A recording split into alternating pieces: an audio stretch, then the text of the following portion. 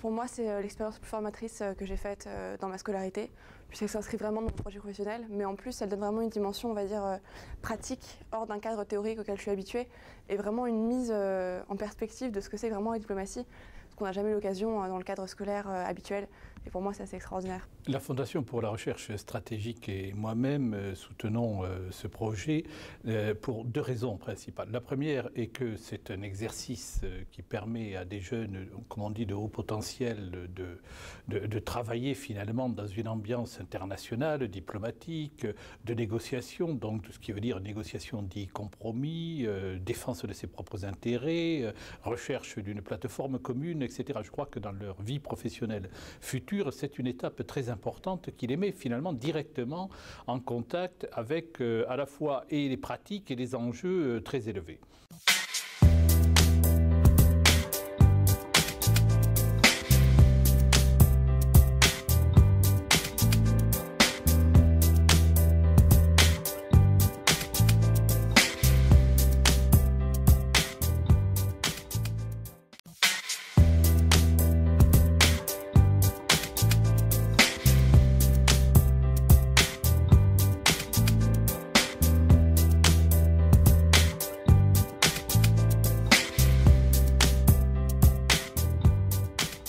C'était une étape clé dans notre formation parce que c'était notre grand oral où on a pu confronter les idées qu'on a développées depuis 2 mois, le début de notre formation, face à des experts en relations internationales, en négociation, en questions économiques, financières et environnementales.